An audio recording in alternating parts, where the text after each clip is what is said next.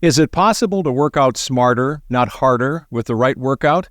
This is a Healthier Michigan Podcast, episode 149. Coming up, we discuss what we should look for in a workout routine that matters.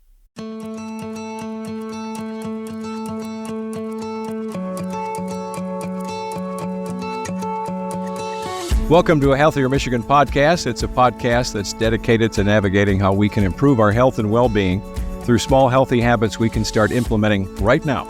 I'm your host, Chuck Gaidica, and every other week we sit down with a certified expert to discuss topics that cover nutrition, fitness, and a lot more than that. And on this episode, perfect timing because I'm making resolutions to make my resolutions.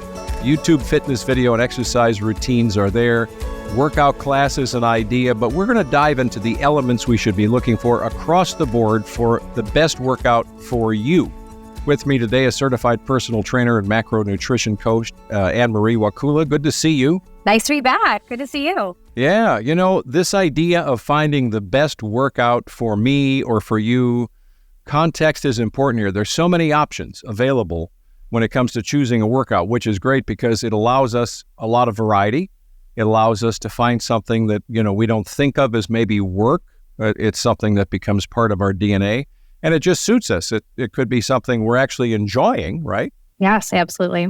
So many options, and a lot of people like to do it on their own. So hopefully, you'll be able to take away some tips today from our conversation. That's what I'm hoping for. Yeah.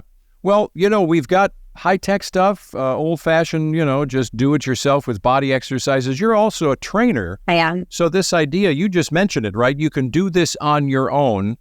In your experience, this idea of on-demand on YouTube to having an adventure approach, getting a healthy lifestyle, where do you see a lot of people fall, especially this time of the year, when it comes to creating a new plan for themselves? Well, this time of year, we're thinking about New Year's resolutions, or we've already started our New Year's resolution. So people are looking for change. They're looking to get active again. Sometimes we fizzle out as the months go on, but hopefully we'll find something that's right for us and really good for our goals to be able to see the changes that we want to see.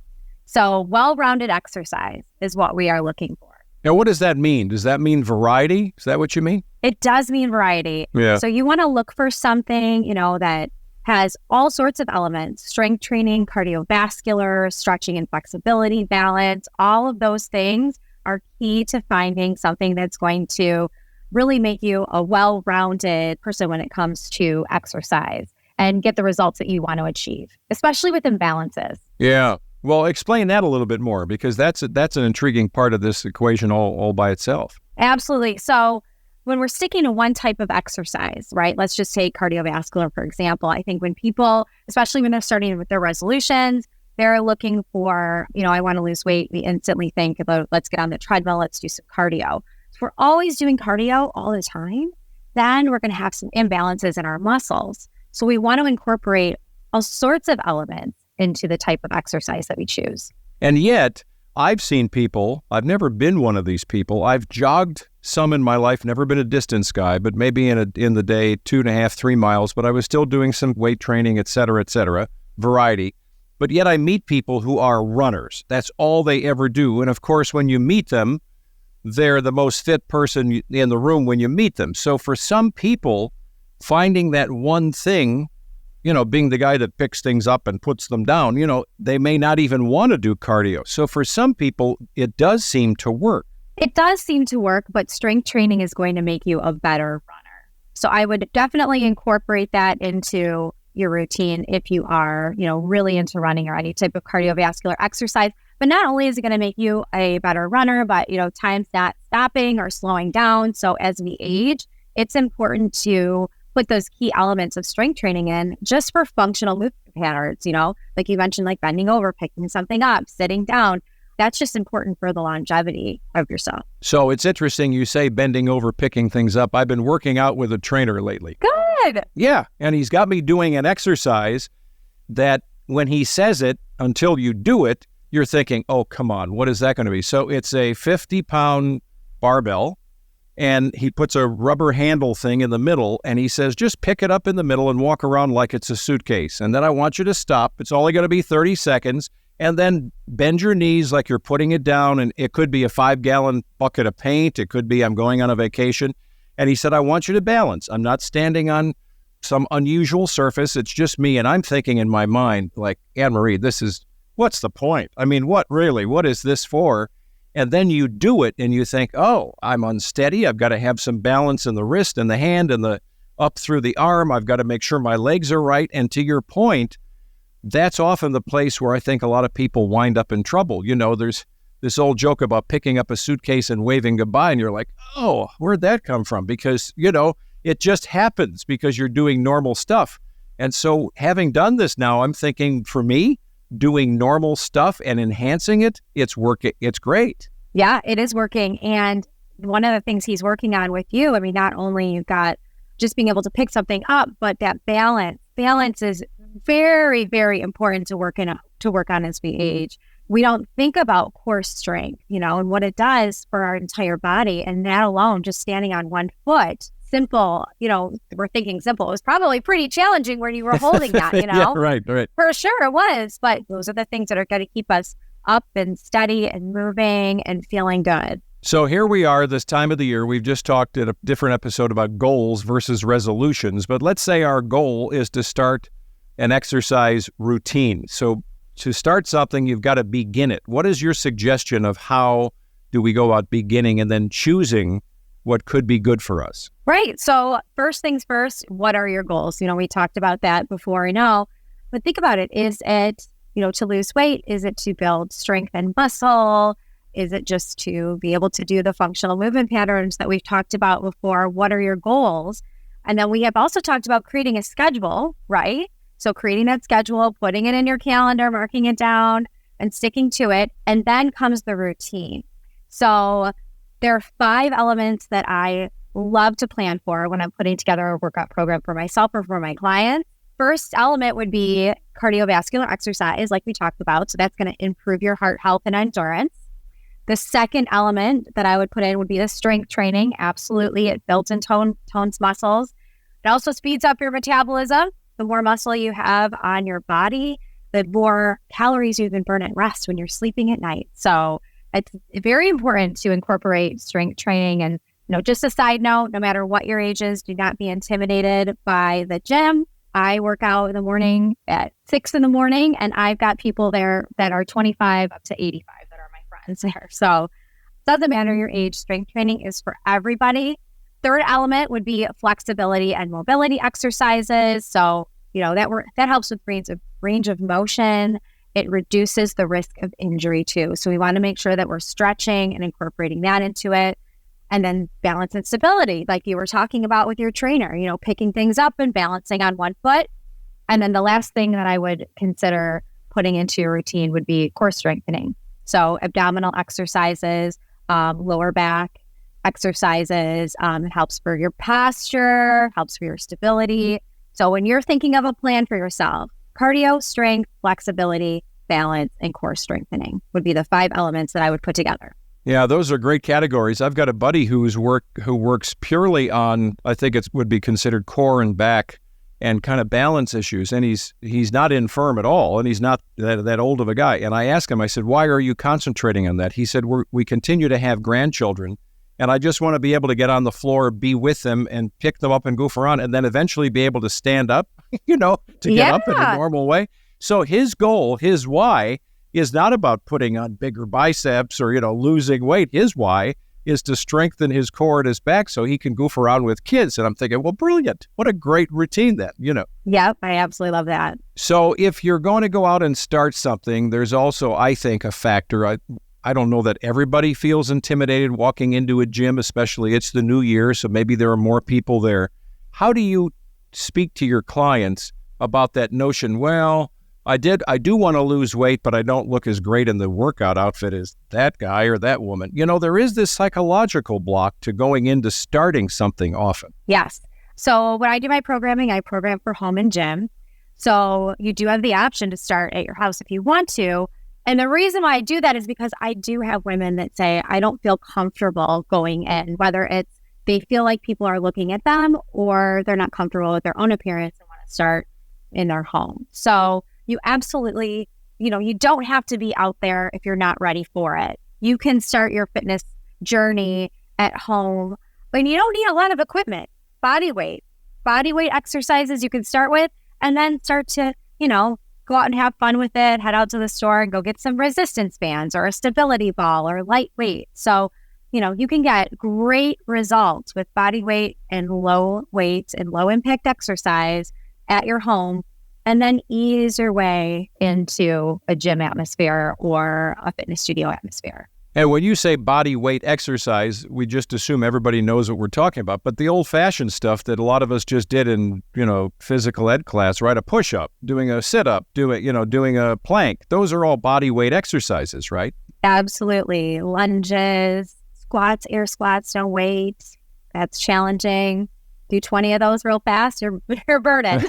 Yes, you are. And the good news is it's free 99, right? I mean, you can do them when you're on the road traveling, if that's part of business or personal activity for the next group of holidays. You can do it at home, like you say, so you don't need to have a lot of gym equipment. You really don't. And there's, even the resistance bands, those can be, put into a suitcase and taken with you.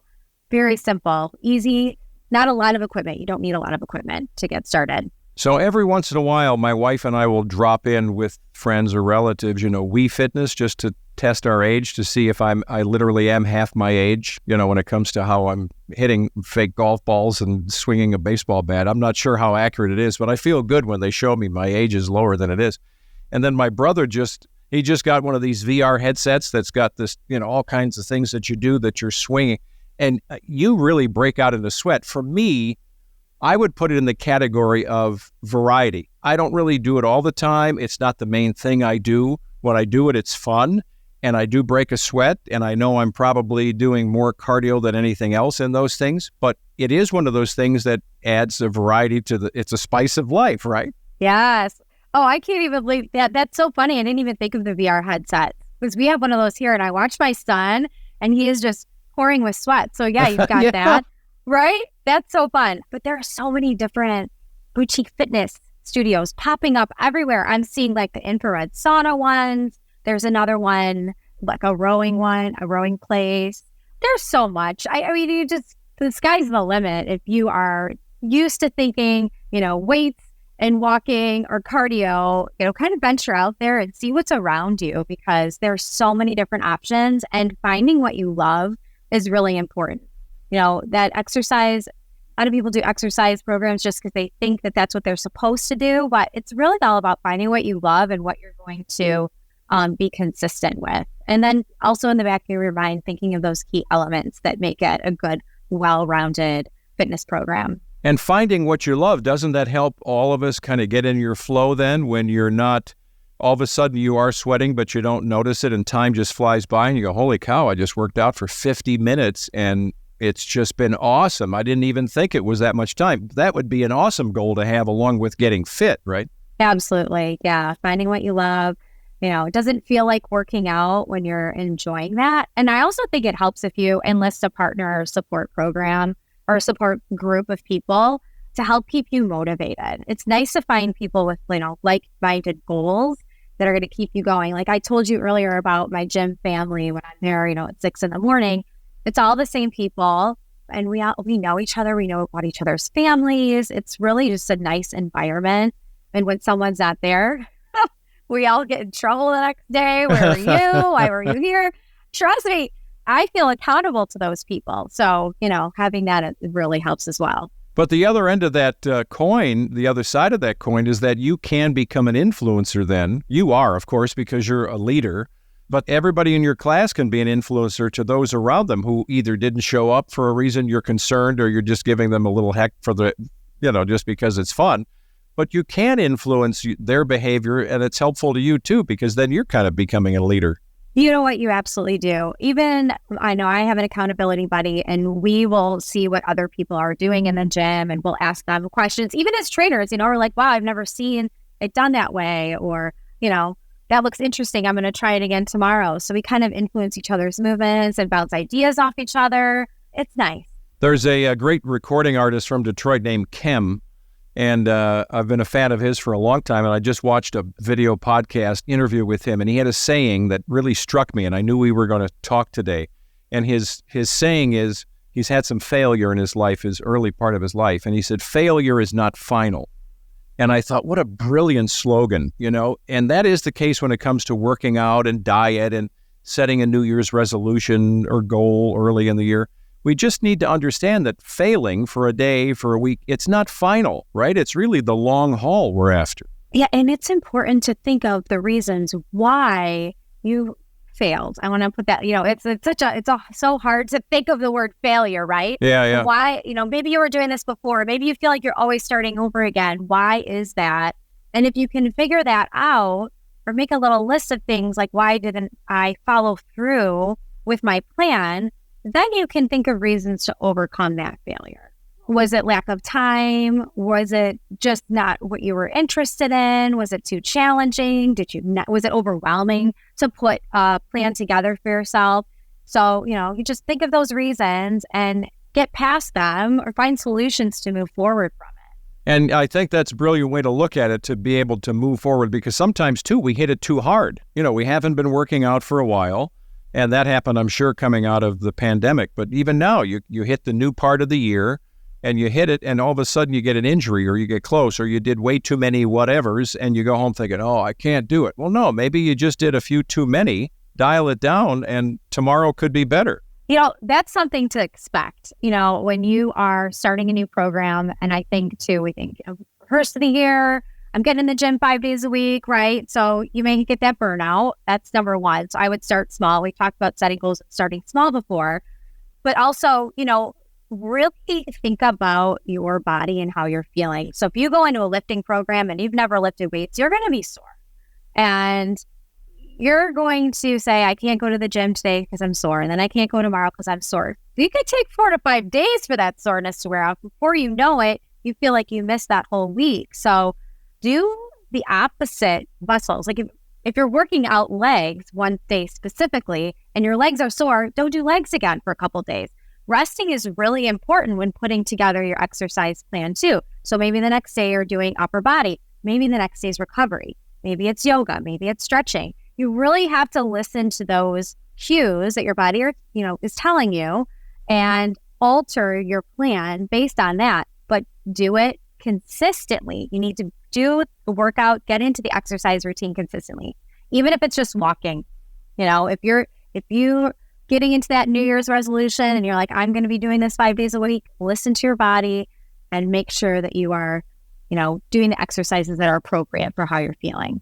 I've had both of those kinds of pain after. I've had the one where something fell under the dining table and I got down to pick it up and my legs were so bad I could hardly get back up. I've had that pain, but then I've also had the pain that is encouraging, it's not pain, it's just tenderness after working out where you're like, yeah, now I kind of feel like it actually works. And I know it's kind of achy, but yeah. So there are those different kinds of pain, right? Yes, absolutely. And I'm kind of strange. I like that because I'm like, oh, I got a good workout. But let me just say, that's not an indication always of a good workout. So a lot of the plans that I put together will do 4 weeks of the same workout for 4 weeks. So it'll be 5 days of programming, 4 weeks the same. You don't have to switch it up every day. That can be really overwhelming. So week 1 is always kind of torturous because you're like, all right, you're sore, your body's not used to it. And then as you move on, you'll notice you're not as sore. So it doesn't mean that you're not getting a good workout if you're not sore. It just means that you're starting to adapt to the movement and that you might have to change some of the factors a little bit, whether it's lifting a little bit more weight or your repetitions are different, or maybe you're slowing it down. So, just got to switch it up. Are you changing it up and switching it up at 4 weeks or so because of your body getting too used to a certain plan, or are you doing that so we don't get bored with it, or both? A little bit of both, but mostly because we start to plateau and adapt to the exercises. So yeah, like you don't have to do something different every day. In the week 1, you're kind of testing the waters of the routine. Week 2, you're looking back and saying, okay, I can lift a little bit more weight. I remember last week it wasn't as challenging, so I'm going to switch it up. Week 3, you're getting, into your group. And then that 4th week, you're like, okay, I'm ready for a change. Yeah. Interesting. And then what can you encourage all of us, and I guess this time of the year, we've got to be cautious if we're even try to do 10,000 steps outside. It can be cold. It can get icy. You want to go for your run. What other cautions do we have to think about if part of our workout is taking us outdoors, especially this time of the year? Oh, yeah. Making sure that we're dressing warm, have appropriate shoes on. They have, I don't know what they're called, but they do have things to put on the bottom of your sneakers or your boots so that, there's traction if it's icy out. But just making sure that you're dressed appropriately is key so that you don't slip. But I do encourage getting fresh air. So if it's not, too terrible out, I like for you to go outside, I would say once a day, just to even walk around the block or out, down the street, get some fresh air, clear your mind. It's really good for you, because we tend to stay inside this time of year more than we want to. I know that my daily activity slows down, and I have to be very mindful of my daily activity during this time of year because I don't like to go outside below 70 degrees. Let me 60. Well, that's a good part of the year in Michigan. Holy cow. Yeah. Okay. Right. 60. Okay. Yeah. Well, but to your point, even in the winter, the fresh air is part of it. The sun, if the sun is out in Michigan, so okay, we got that against us. And sometimes it's not out, but when it is out, you become your own little vitamin D machine. So there's a benefit, even if it's winter, to get outside, right? Even if it's just for a quick walk. Definitely. That's why I try to get out for just a few minutes, even if I'm walking to get my son, from the car. I'll park a little bit further away, and I'll take that. I'll walk into school and get in those extra steps. Because that's something I have to do, right? Yeah. I have to be outside for that. Well, as we wrap it up, what are the takeaways you want? Are it those bullet points that you said, the ways to focus on exercise? What would you suggest we all think about? Okay. So first of all, defining clear and realistic goals. What are your SMART goals? Creating a realistic schedule. Maybe not going into this 5 days a week. Maybe it's 3. What can you really give to your exercise routine? And then, like I said, incorporating variety, the cardio, the strength, flexibility, stability, making sure that you have all of that in your plan, whether it's, within that 60 minutes that you're working out, if it's 60 or 30, depending on what you can give, or if it's switching it up every other day. Getting that support system. I like having a support system, an accountability person or a group of people, or, finding that group to cheer you on.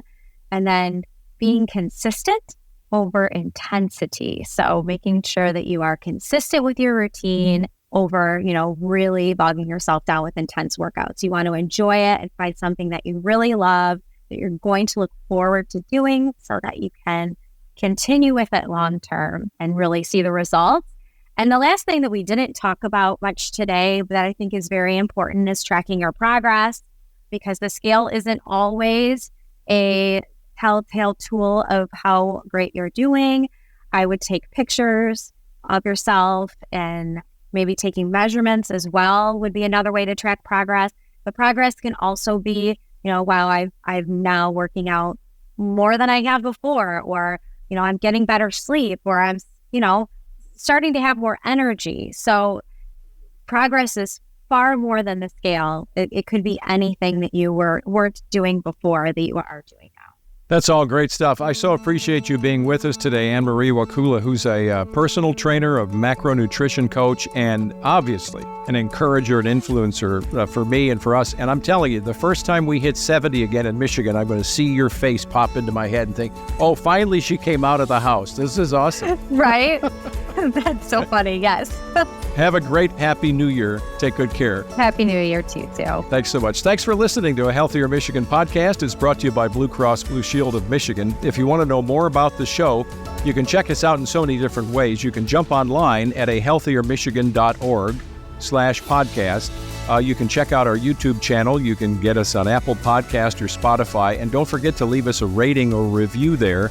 You can also follow us on Facebook, Instagram, or Twitter, and you can get all the new episodes, all the old episodes on your smartphone or tablet. So when you're going into a workout, you can listen to some of our great guests who are, like Ann Marie, just awesome. Be sure to subscribe to us. Hit that button on Apple Podcasts, Spotify, or your favorite podcast app. I'm Chuck Gaidica. Be well.